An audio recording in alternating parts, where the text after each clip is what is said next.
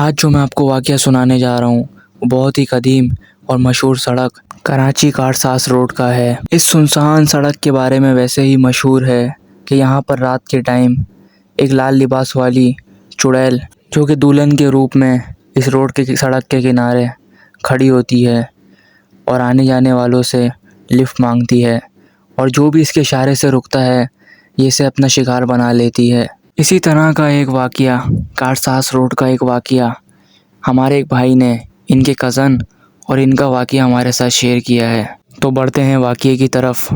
हमारे भाई कहते हैं कि ये जो मैं वाक़या आपको सुनाने जा रहा हूँ ये बकरा ईद सीज़न 2019 मानसून नाइट का है। हमारे भाई कहते हैं कि बकरा ईद की तैयारी के लिए, बकरे वगैरह ख़रीदने के लिए, मंडी जाने के लिए रात के 1 बजे के टाइम घर से निकले।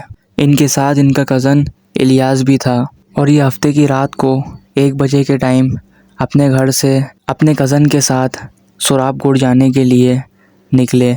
इनको एक अपने दोस्त को जो कि सदर में रहता था इसको पिक करना था, और ये अपने घर शारे फैसल से निकले। उन दिनों मौसम भी बहुत ख़राब था, बारिशों का मौसम चल रहा था। बारिशों की वजह से वो सड़क भी पूरी सुनसान थी।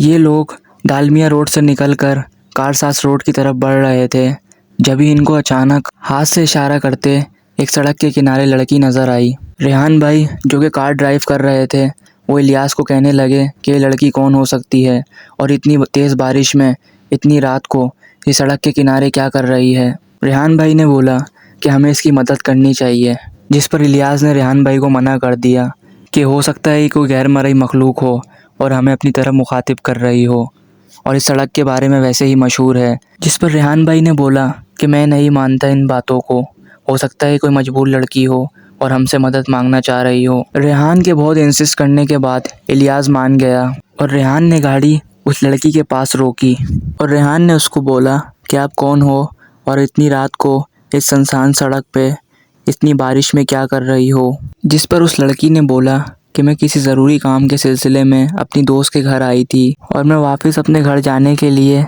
जब निकली तो मैंने देखा कि मेरे पर्स में से पैसे गुम हो चुके थे, और बगैर पैसों के कोई रिक्शे वाला या कोई बस वाला मुझे मेरे घर नहीं छोड़ रहा था। और फिर उस लड़की ने रेहान को बोला कि आप मुझे मेरे घर तक छोड़ दो, जिस पर रेहान ने उसको गाड़ी की पीछे वाली सीट पर बैठने का इशारा करा, और वो दरवाज़ा खोलकर गाड़ी के अंदर बैठ गई। शुरू में तो वो लड़की एक इंसान की तरह ही मालूम हो रही थी। रेहान उस लड़की से मुसलसल बातें कर रहा था, लेकिन वो लड़की रेहान की किसी भी बात का जवाब नहीं दे रही थी, और वो बिल्कुल चुप करके बैठी हुई थी। अब रेहान की गाड़ी और सुनसान रोड की तरफ बढ़ रही थी। तभी अचानक उस लड़की ने रेहान को बोला, रेहान गाड़ी साइड पर रोक दो, मेरा घर आ गया है। जिस पर रेहान ने गाड़ी साइड पर रोकी और उस लड़की को पीछे की तरफ देखा, और रेहान बड़ी हैरानगी से उसकी तरफ देखने लगा कि इसको मेरा नाम कैसे मालूम है। जिस पर रेहान और इलियास शॉक हो गए और उस लड़की की तरफ देखने लगे। जैसे ही इन्होंने इस लड़की की तरफ देखा